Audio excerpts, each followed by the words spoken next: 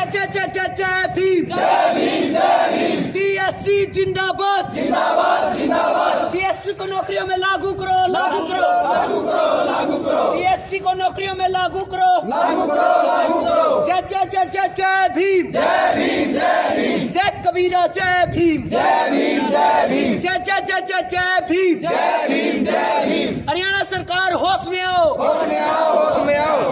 हरियाणा सरकार होश में आओ होश में आओ होश में आओ। 36 जात का नारा है एससीए हमारा है। 36 जात का नारा है एससीए हमारा है। पूरी करो पूरी करो पूरी करो। हरियाणा सरकार मुर्दाबाद मुर्दाबाद मुर्दाबाद। खट्टर सरकार शर्म करो शर्म करो शर्म करो। शर्म नहीं तो डूब मरो डूब मरो डूब मरो। खट्टर पट्टर मुर्दाबाद मुर्दाबाद मुर्दाबाद। हरियाणा सरकार मुर्दाबाद मुर्दाबाद मुर्दाबाद। किसान चौटाला मुर्दाबाद मुर्दाबाद मुर्दाबाद। पूरा करो अपना वादा पूरा करो पूरा करो पूरा करो। डीएससी नौकरियों में लागू करो लागू करो लागू करो। 36 जात का नारा है एससीए हमारा है। जैसा आप देख लोगे एसडीएम ऑफिस में एससी समाज पहुंचा है, क्या उनकी मांग है क्या नहीं है इसके बारे में जानेंगे। अभी बात करेंगे क्या उनकी मांगे हैं। एससी समाज इकट्ठा हुआ है, क्या आपकी मांग है? एक्चुअली में सर एससी नहीं ये डीएससी वर्ग बनाया सरकार ने डिफरेंट शेड्यूल कास्ट अनुसूचित वंचित वर्ग। सरकार ने क्या किया सर 2020 में विधानसभा में एक बिल पास किया है जिसमें शिक्षा में डीएससी वर्ग को रिजर्वेशन दिया गया है 50% आरक्षण में से आरक्षण। बट हमारी मांग ये है जो भाजपा सरकार ने बार बार वादा भी किया था कि हम एससीए को बहाल करेंगे। एससीए को बहाल करने का मतलब ये था कि शिक्षा के साथ साथ नौकरियों में भी हमें रिजर्वेशन दिए जाए। लेकिन सरकार हमारे साथ एक तरह से पॉलिटिक्स खेल रही है और सिर्फ हमें शिक्षा में आरक्षण देकर हमें एक तरह से गुमराह करने का काम करता है। सरकार तो ये कह रही है डीएससी वर्ग में और एससी वर्ग को जितना शिक्षा में और जितनी भी और भी सुविधाएं हैं सबसे ज़्यादा आरक्षण दिया गया है, तो और जो दूसरी कास्ट है उनको कम दिया गया है, फिर भी आप आरक्षण की मांग करें, ये कहाँ तक जाएगी? नहीं देखिए सर आरक्षण की मांग ऐसे क्या सारा समाज इक्वल नहीं है? आप एक तरफ से तो ये कहते हो कि एससी समाज को भी दूसरे वर्ग को भी इक्वल मानना चाहिए, लेकिन आप आरक्षण दूसरे समाज से बढ़कर चाह रहे हैं, ये कहाँ तक जाएगी? नहीं लेकिन सर देखो एक समान माना जाए लेकिन एक समान है। आप इधर उधर घुमा के दिखा दो। मैं खुद धरने में बैठा हूँ, कोई जाट जाति का आदमी हमें काफी दिन से परेशान कर। चलो ये बताओ तो ये इसका मतलब मैं सर ये कह रहा हूँ और जो ये डीएससी वर्ग बनाया है ये हमने नहीं बनाया, ये सरकार ने बनाया है और सरकार ने बाकायदा पूरा डाटा निकाला है। सरकार का डाटा है कि 2019 या 20 का डाटा जो विधानसभा उन्होंने पेश किया कि जो डीएससी वर्ग है उसमें से 3.5 से 4% लोग ही ऐसे हैं जो ग्रेजुएशन कर रहे हैं। डीएससी वर्ग आने से आपके समाज में कोई फर्क पड़ा है या आपको फायदा होगा? डीएससी वर्ग आने से समाज में फर्क पड़ा है क्योंकि बच्चों के एडमिशन हो रहे हैं, अच्छे अच्छे कॉलेजों में दाखिला हो रहा है, उस चीज़ का हमें फर्क पड़ा है। फायदा हुआ है? फायदा हुआ है, हाँ जी बिल्कुल फायदा हुआ है। डीएससी वर्ग सरकार ने आपसे आपके वर्ग से पूछ के किया था या अपने लेवल पे लागू किया था? नहीं सरकार ने अपने लेवल पे लागू किया है जिसका हम स्वागत करते हैं। जब सरकार ने अपने लेवल पे लागू किया, आपसे पूछे बगैर आपको फायदा दे रही है, फिर उसी सरकार का विरोध क्यों? लेकिन सर एक बात, जब तक हमें नौकरियां नहीं मिलेगी, पढ़ा लिखा तो मैं भी ग्रेजुएट हूँ लेकिन मैं बेरोजगार हूँ। मेरी वाइफ ने एस्टेट क्लियर किया। अगर आपको आरक्षण दिया है, आरक्षण में अगर आप एलिजिबल नहीं है तो आपको नौकरी कहाँ से मिलेगी? आरक्षण जो दिया गया है आरक्षण के हिसाब से आप एलिजिबल हैं और आपको नौकरी नहीं मिली फिर तो गलत बात है। नहीं सर पर्टिकुलर मैं अपनी बात नहीं कर रहा ना, मैं अपनी कास्ट की बात कर रहा हूँ। ये 36 से प्लस जाती है। क्या डीएससी वर्ग के हिसाब से आज तक कोई नौकरी पर लगा है?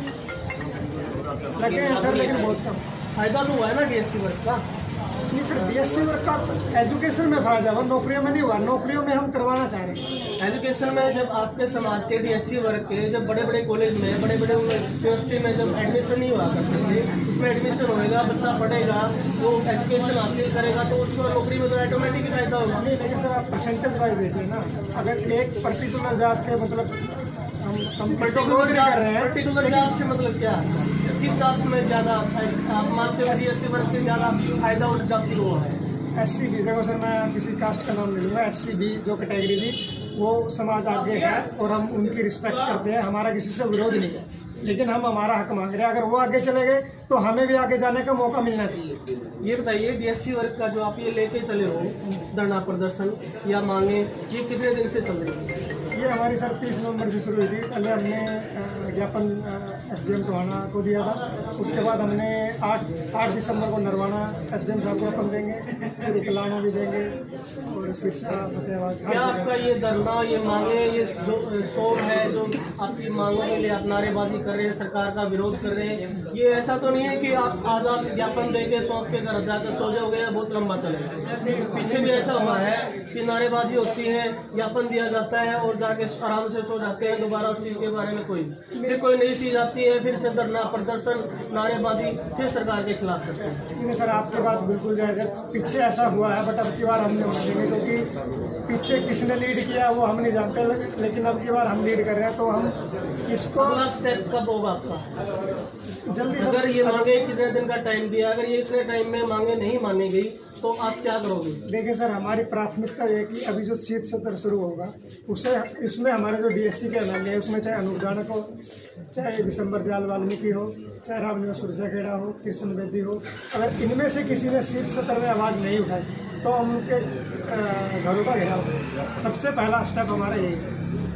कट्टर पट्टर मुर्दाबाद, मुर्दाबाद, मुर्दाबाद, कुशन चौटाला मुर्दाबाद, मुर्दाबाद, मुर्दाबाद, हरियाणा सरकार मुर्दाबाद, मुर्दाबाद, मुर्दाबाद, हरियाणा सरकार होश में आओ, होश में आओ, होश में आओ, अपना वादा पूरा करो, पूरा करो, पूरा करो, पूरा नहीं तो डूब मरो, डूब मरो, डूब मरो। कट्टर पट्टर मुर्दाबाद, मुर्दाबाद, मुर्दाबाद, कुशन चौटाला मुर्दाबाद, मुर्दाबाद, मुर्दाबाद।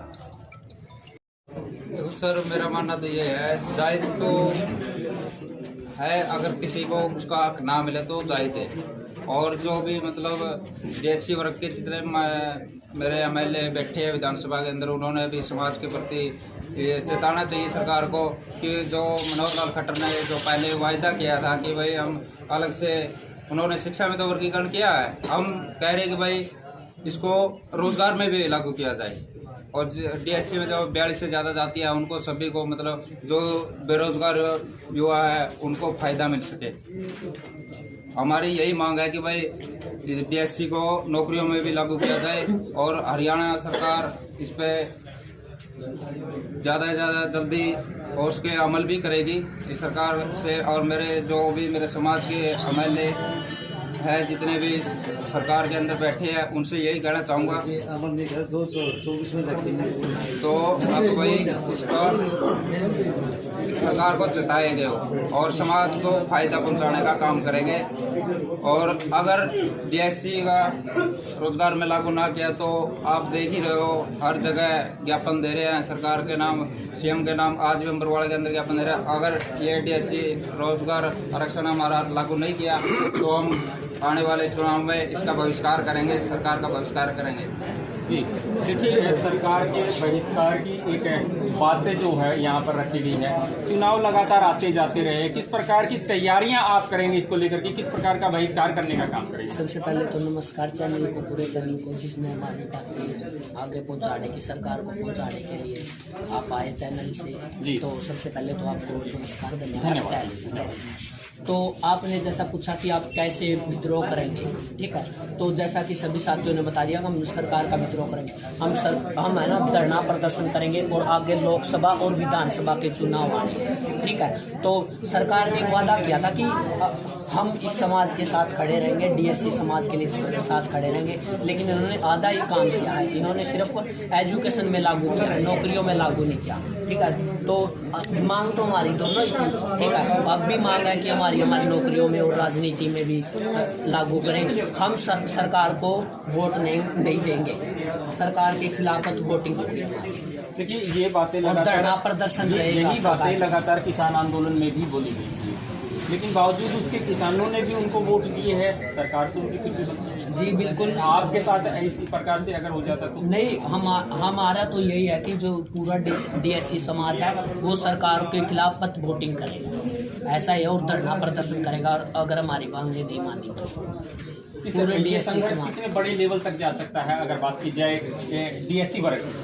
ये देखो जी, ऐसा है, हमारे बहुत से जो पढ़े लिखे नौजवान हैं वो पढ़ लिख कर बड़ी बड़ी डिग्रियां लेके दर दर की ठोकरें खा रहे हैं। इसलिए हमारी बीजेपी सरकार से और मनोहर लाल सरकार से हाथ जोड़कर रिक्वेस्ट है कि जो आपने वादा किया था 2009 में और 2014 में 2019 में, उसको अमल में लाने की, उसको पूरा करने का आप है ना प्रयास करें, उसको पूरा करें। नहीं तो आने वाले 24 वाले इलेक्शन में हम सरकार को ये दिखा देंगे किस प्रकार से भी इतने बड़े समाज के साथ 36 बिरादरी के साथ वादा खिलाफी करते हैं। तो एक भी वोट, और खासकर जो हमारे लीडर हैं, हमारे वोटों के टाइम में हमारे समाज में आ जाते हैं वोट मांगने के लिए, सिर्फ वोट लेके चले जाते हैं, लेकिन अभी विधानसभा में बैठे हैं जाके समाज की कोई मांग नहीं उठाते।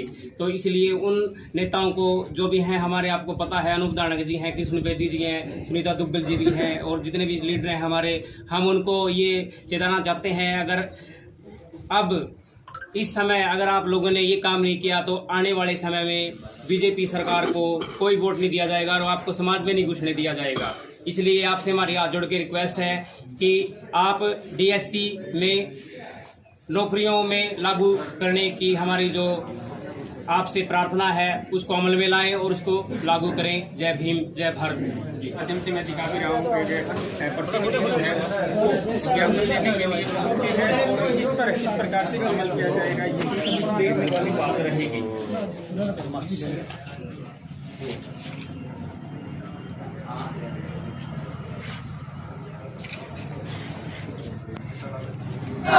बीजेपी मुर्दाबाद, मुर्दाबाद।